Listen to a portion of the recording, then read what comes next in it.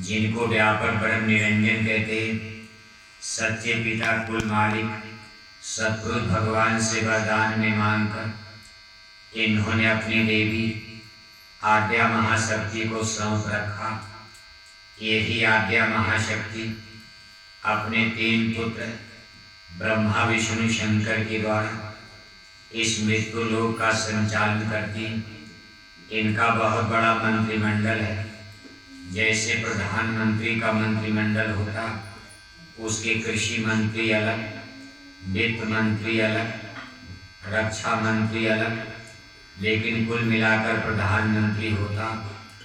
ऐसे मृत्यु लोक में अब असली मालिक तो त्रिलोकीनाथ, जिनको व्यापक ब्रह्म निरंजन काल ब्रह्म कहते, लेकिन इस समय पूरा चार्ज, पूरा अधिकार उन्होंने अपनी देवी आद्या शक्ति को दे रखा। इस तरह मृत्यु लोक पर पूरी हुकूमत आद्या शक्ति की चलती। इनको जगत जननी आदि शक्ति दुर्गा आद्या महाशक्ति भी कहा जाता।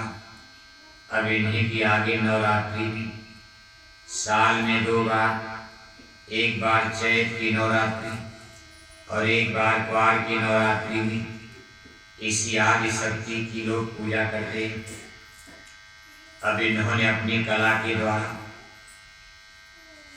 काल ब्रह्म से मिले मसाले से देखो कितनी शरीरों का, किस्म किस्म के मनुष्य, किस्म किस्म के जानवर, किस्म किस्म की वनस्पतियाँ, जिनमें किस्म किस्म के पेड़ पौधे, किस्म किस्म के अनाज, किस्म किस्म के फल, कितने रंग बिरंगे फूल, कितने किस्म के चिड़िया पक्षी, कितने कितने नस्ल के सांप और बिच्छू, कितने नस्ल के गाय और कितने कितने किस्म के।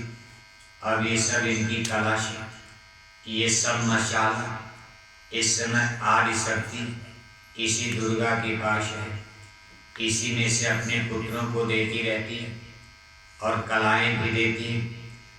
इन पुत्रों को उन्होंने सिखा पढ़ा दिया कि आपको ये आर्ट और कला कैसे आदमी को बनाना है, कैसे जानवर बनाना है, कैसे पेड़ पौधे बनाना, ये सब विद्या इस आद्या महाशक्ति ने अपने पुत्रों को और फिर उनकी माता सब देवी देवताओं को सिखाया पढ़ाया गया। कहाँ पानी कैसे बरसाया जाएगा, कहाँ बाढ़ लाई जाएगी, कैसे पहाड़ बनाए जाएंगे, कैसे धरती बनती, ये सारी चीज़ें इनकी कलाओं से, ये सब मसाला इन्हीं के पास है। इसलिए आद्या शक्ति के पुजारी जो नवरात्रि में इनकी पूजा करते, उस देवी से बड़ा किसी को मानते नहीं। और कुछ मामले में बात भी सच है, क्योंकि इस मृत्यु लोक पर पूरा राज इन्हीं का चलता। लेकिन जब सद्गुरु अवतार लेते, एक अगम अजर अमर विनाशी देश अमर देश सतलोक से पधारते, तब ये पूरा भेद खोलते। वही आद्या महाशक्ति भी, ये जगत जननी दुर्गा भी, ये किसी के अधीन है। ऐसे बड़े बड़े मंडल मुकाम, इतने बड़े बड़े धरती और गगन इस मृत्यु लोक के परे ब्रह्मांडों में है। आद्या महाशक्ति तो केवल यहाँ राज करती। इस धरती से कितनी बड़ी बड़ी धरती और उसके और बड़े बड़े धनी और देवता, उनकी महिमा यहाँ कागज कलम पर बयान नहीं की जा सकती। अब इस तरह से गौर फरमाया जाए, हम उस बात पर चलते, अपने घर जाने का स्टेशन, उसका असली पता महापुरुष बता रहे कि भाई अब कंठ चक्र तक यहाँ तो आद्या महाशक्ति का घेरा है, अब थोड़ा इसके ऊपर चलो। कहते भाई दोनों आँखों के बीच में आँखी मध्य पाँखी चमकर, पाँखी मध्य तारा, ताबीजे दूरबीन लगाकर उतरो भौजल पारा। अमर देश सतलोक का स्टेशन, अपने निज घर जाने का ये स्थान, जहाँ से आपको अमर देश सतलोक अपने सच्चे घर जाने का जहाज मिलेगा। ये स्थान इसी मनुष्य शरीर में दोनों आँखों के बीच में है, जहाँ पंडा पुजारी लोग चंदन का तिलक टीका लगाते हैं, जहाँ बिंदी टीका लगाया जाता, मुर्शिद नैनो बीच नबी है। अब इस स्टेशन पर जो पहुँच गया,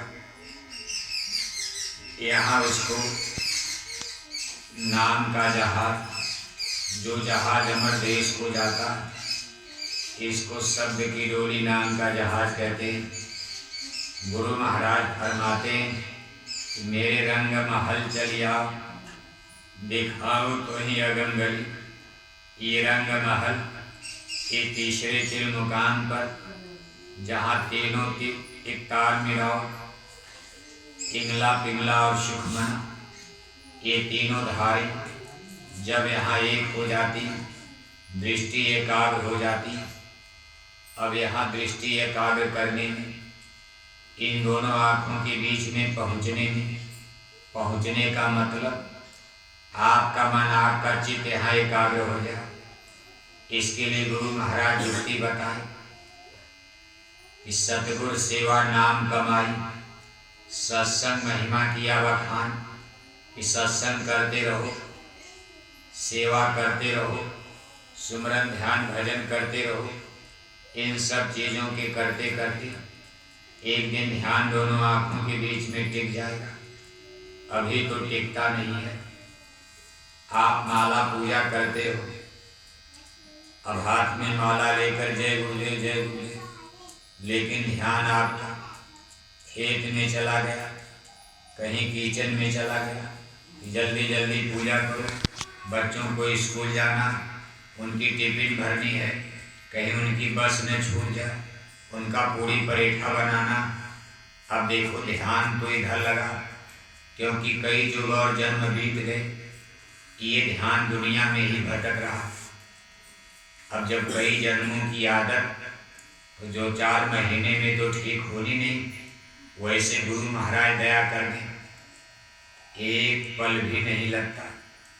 जो स्वामी चाहें तो छीन में उगाए, बस खट जैसे धान का बेड़ एक जगह से उखाड़ा और दूसरी जगह रोप दिया जाता, लगा दिया जाता।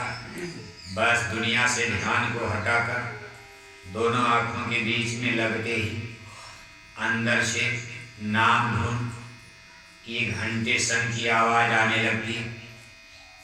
ये हमको उसी तरह खींचेगी जैसे कोई अजगर किसी चिड़िया जानवर को खींचता, जैसे चुंबक लोहे को खींचता। ये सटार खींचकर जैसे लगता लेकर के उड़ जाएगा, और बड़ी आरामदेह स्थिति में।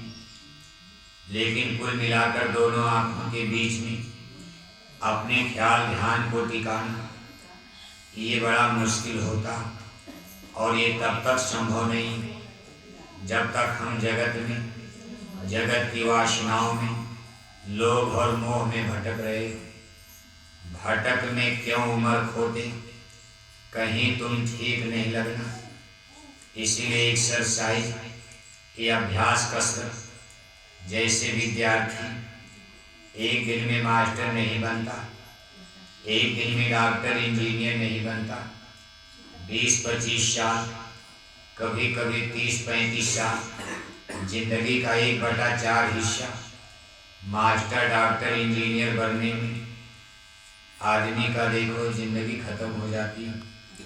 अब ये तो सबसे बड़ा जीवन का काम, इसमें बहुत समय लगता, लेकिन जो लोग तन्मयता के साथ और प्रबल इच्छा और संकल्प के साथ बराबर सत्संग में, सेवा भक्ति में लगे रहते हैं, एक न एक दिन ये कार्य बन जाता, ध्यान अंदर में टिकने लगता, और आगे चलने के लिए रास्ता यानी ये नाम की डोरी, ये शब्द का जहाज मिल जाता। सूरत उसमें सवार होकर एक दिन अपनी मंजिल को प्राप्त कर लेती। जय गुरुदेव। कई बजा? 8 बजे तक।